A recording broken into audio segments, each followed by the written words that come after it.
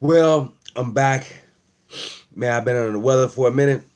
I've been working on my ritual and I just been busy. So it's been about a week or so since I've done a video. So I'm back in the groove again. So, today is Sunday evening. I know it's late in some places, but if you can join me, great. If not, that's cool too, because I know it's late. So look, tonight's video, this show is going to be on your Grand Lodge is not a Supreme Council. Because because what happens is that brothers, grandmasters, whoever they may be, you know since you have already been initiated into these houses, what's up, brother Calvin Johnson, you want to bring these houses under your Grand Lodge. Your Grand Lodge is not a Supreme Council. Only a Supreme Council can issue charters for your Royal Arch, for your Knights Templars, for all of those degrees that you so desire to have. Only your Grand Lodge can do that. So please, if your Grand Lodge doesn't work with a Supreme Council, don't be charging people money to be coming up into these so-called upper houses when you know that you don't have them. That's a big ripoff. Your Grand Lodge is not a Supreme Council. Greetings, Brother Hall. What happens is I'm finding out, I'm just talking, I'm like, dude, how is it that your Grand Lodge issues certificates for the Royal Arch, the Knights Templars, the Lodge of Affection, your consistory, your Shriners? Your Grand Lodge is issuing these certificates. That can happen. Only an Imperial Council can issue certificates for the Imperial Council for Shrinedom. Okay? Not your Grand Lodge.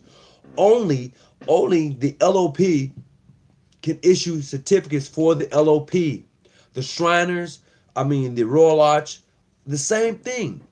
If your Grand Lodge is issuing certificates to you, what's up? Greetings, brother.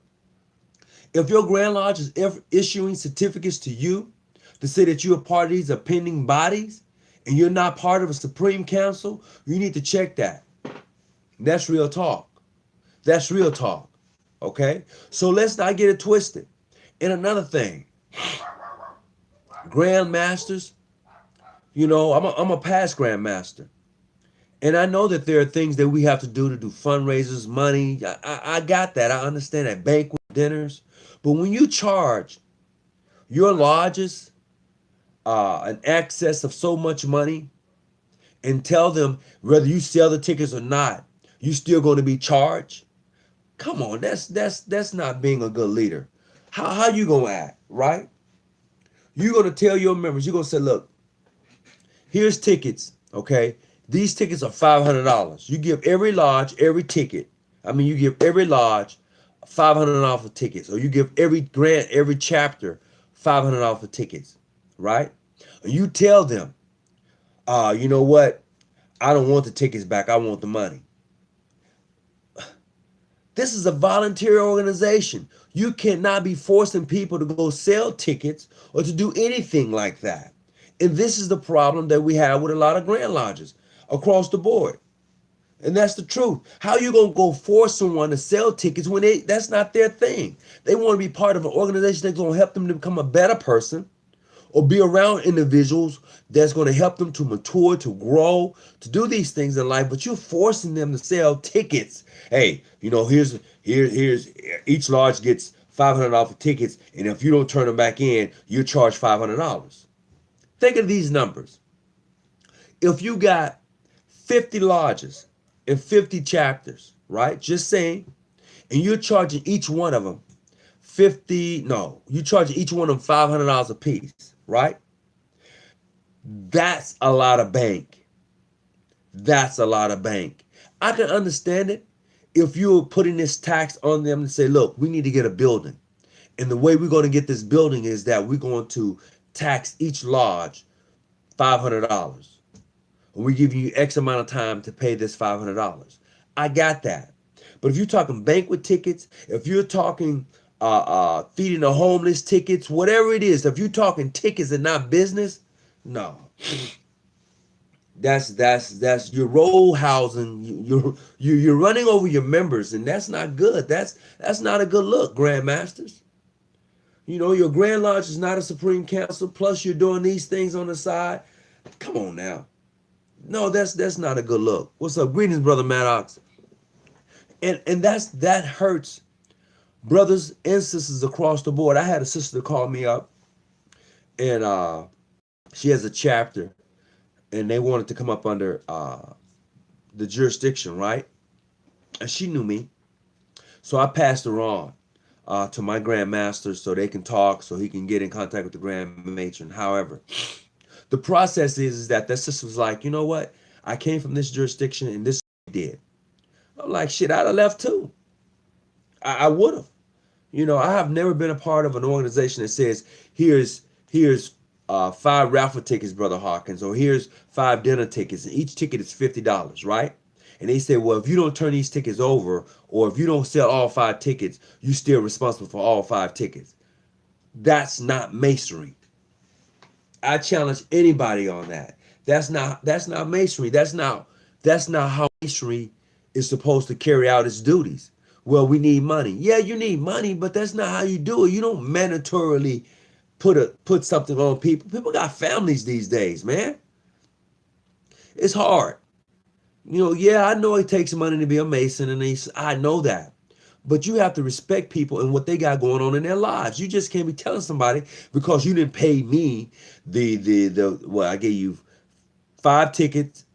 Each ticket is $50 a piece, so it's 100, 200. I gave you like 400 off tickets. And if you don't turn them back in, you're responsible. Bull. Yeah. 250 as a matter of fact. $250 for tickets. No, you need to stop that. And the process is for those of you who are looking to join a fraternal order, those of you who may be already part of a fraternal order, sometimes you have to take a stand. Everybody's not going to like it when you take a stand. When you become a leader in an organization, everybody's not going to like what you say or like how you do it. And I got that. But the ideal of being a leader is not to put your membership in a hole or turn away people who may want to be part of your organization. That's not good business.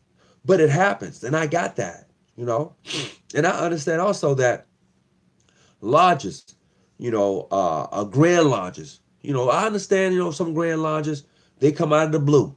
I got that. People talk about pop-up grand lodges. I got that, But I have a lane I got to stay in. And I have to take care of my own jurisdiction. If I'm a Grand Master and another Grand Lodge come up in my state, I'm not concerned about that Grand Lodge. I got my own jurisdiction to work with. As a matter of fact, if you're smart, you'll reach out to that new Grand Lodge. They may be able to help you, or you may be able to help them. Stop trying to cut the tree from up under somebody. Stop trying to just negate what somebody's trying to do. Maybe you two can work together. And who knows what may come out of that. But when you're busy in somebody else's lane, when you're busy in somebody else's bushes, then it's for naught. Then it's like, what the crap going on? No, stay in your lane. Drive your car, stay in your lane. Let that new Grand Lodge do them. If they ask for your help and you want to assist, help. If they don't, let them be. Stop trying to cut them down. Are they doing something different than you are? That's what may be happening. Maybe your members want to go to them because you ain't doing right. Stop trying to cut each other down. If you're that good, you shouldn't worry about other Grand Lodges. I don't care who you are. If you think that you're just that good, you shouldn't worry about anybody else's jurisdiction. As a matter of fact, you should keep it out of your mouth. If your Grand Lodge is growing and you're doing the job you're supposed to do as a Mason, you shouldn't even worry about another jurisdiction. I don't care if you call them clandestine. I don't care if you call them bogus. I don't care what you call them. If you're doing just that good and you're doing masonry, you're doing it and your light is shining, people are going to see it. But if you're not, maybe somebody sees something different in this new Grand Lodge that just came up. Maybe it's something that they're doing that's inspiring to them. Maybe they want to leave you because you are not right. Maybe it's something you ain't doing. And we have to consider that and stop trying to cut down everybody. And that's the thing. I sent a big shout out to Brother Gaines. and what he's trying to do. Brother Gaines is a former member of HB Turner. You know, I've talked with Brother Gaines, and I understand what he's trying to do. I let Brother Gaines do Brother Gaines. I don't try to cut him down. I let him do him.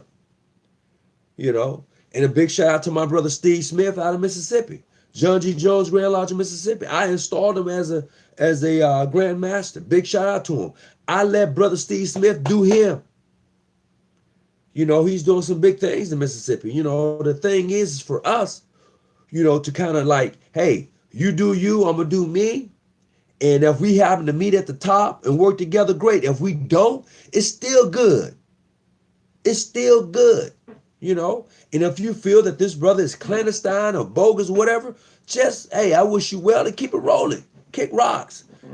We don't have time to continue to beat up, to cut each other down. We don't. If I see a brother who's from another jurisdiction and maybe they're doing better than my jurisdiction, more power to you. You know, if you can help me to grow, we can work together, let's do it. But if you want to do you and I do me, we still good. There's no skin off my back, nor is it skin off your back. The process is for you to do right by your members. If you do anything, I don't care who you are, as long as you're doing right by your members, everything else is shut the front door. You know, period. If you're doing right by your members, if you're a Grand Master and you're doing right by your members, that's what's important. To be transparent and to do right by your members. If you are a sitting Grand Master and you're doing some foul stuff, it's going to come out. Sooner or later, it's going to come out. And like I said earlier, your Grand Lodge is not a Supreme Council. You need to actually work with one, a most peaceful sovereign Grand Commander. You need to work with him. You know, if you are bringing in and initiating these brothers into these higher degrees, and your name is on the certificate as the one who issued it, no, it's wrong. It's wrong. If your Grand Lodge is part of a General Grand Masonic Congress, that's great. But you can't be issuing appending body certificates to your members if you don't have a supreme body. It's just that simple. It's not complicated. And I'm going to say this. Boy, I got a cold. And I'm going to say, nobody gives a person or individual the authority to open Grand Lodges. No one does that. Nobody can say, Tony Hawkins, Brother Tony, I'm giving you the authority to go around and open Grand Lodges. That's not how it's done. If you're practicing the system of Freemasonry and how it is understood today. Now, there may be some systems I'm not privy to, but according to the system of Freemasonry, which I know of, no one issues an individual the authority to open a Grand Lodge. It doesn't work that way. If you take 3 lodges who receive warrants or charters from another Grand Lodge, question, Grand Master, question, can a Grand Master remove a head of a particular house from their? No, no. A Grand Master really shouldn't be over any appending bodies because he's the Grand Master of State. Yeah, he's the Grand Master of State, you know? No, Can a Grand Master remove a head? No. Grand Masters do not have the authority to remove anybody from an appending body. He does not. It's separate. Your Scottish Rite, York Rite works upon the Supreme Council, right? Then you have your Grand Lodge, which is sovereign by itself. The Grand Master has nothing to do with the appending bodies other than allow them to be in his state, period. And that's the thing that gets me. Grand Master go around trying to remove people from their seats. Oh, I'm the potentate. The Grand Master said you can't be the potentate. What? This has nothing to do with his jurisdiction. Only the members choose to go up the Scottish Rite or you choose to go up York Rite. Period. That's it. He can't go in and say, you know what? I'm going to remove the the Trice-Pearson Grandmaster from his seat. What? No, you can't do that, Grandmaster. No, not under the current system for which we practice Freemasonry. Not under that system, you can't, unless you have some agreement or somewhere written down. Then if you have that agreement written down, then it's all good. But if it's not, if that agreement is not written down, you as Grandmasters trying to remove somebody from a particular appending body, no, that's totally illegal. It is, no, it's illegal. And you shouldn't do it. Absolutely. You know? But going back to what I was saying earlier, no one gives an individual authority to open up a Grand Lodge, according to the current system for which we have. But, hey, if it's something new, share it with me. Let me know, hey, this is something new from Bangladesh or from wherever, you know. I got the authority from wherever. You know, it may be something that I don't know about. And if it's so, then I'm good with it. But according to the current system of Freemasonry, for which I understand, no one gives a Grand Lodge or gives a person, an individual, the authority to open up Grand Lodges. The process for opening up Grand Lodges is this. 3 lodges has received a warrant, a dispensation from a Grand Lodge, from another Grand Lodge, right? Those 3 lodges in like manner come together, have a meeting, develop their own constitutional bylaws, after which they select officers from those 3 lodges to become Grand Lodge officers. And they then get installed. Okay? That's the simple process, but it takes about a good year to 2 years for the process to happen. It shouldn't just happen in 3 months. No, it shouldn't. But it does. I'm sorry. You know, I need some double mint gum, man. I'm all clogged up. I'm all clogged up today. Wow. I wish my wife fixed me some Kool-Aid. I'd be a lot better, but she's like, nah, not doing it. But anyway. Anyway, ladies and gentlemen, it's been good, man. Just got to get over this cold. We just had our 23rd anniversary as far as the anniversary dinner last night. It went off great. I'll be posting some pictures up. And we had a real good time. You know, I appreciate everyone that came out to support. This cold is like kicking my butt like right now. I am so clogged up. But I had to come on, you know, because he was asking me, you know, if I was okay. I'm doing just fine, except for being a little under the weather. So if you got any other questions, please let me know. I'm still around. I'm still doing the thing. But, you know, I'm just trying to get better. Yeah, bro, I got them cooties. For real. Vapor Rub, bruh. Vixad is not like it used to be. I don't know about that Vixad, bruh. That Vixad is nothing like it used to be. I don't know what's going on with it. It's, for real. All right, yeah, Brother Lowe. I got to get it in, man. But I know this is a short one for tonight. But I sure hope I was able to bring to light some things. And I'm going to have to cut it short, gentlemen. Ladies, sisters, you know, I'm just not having it. So look, as always, stay out them bushes, keep your light on, and till I see you again, remember, a Grand Lodge is not a Supreme Council, and no Grand Master has the right to remove an individual from their pending bodies as head of that particular house. So until we meet and see each other, peace and be well. I'm out. Keep your light on. Stay out them bushes.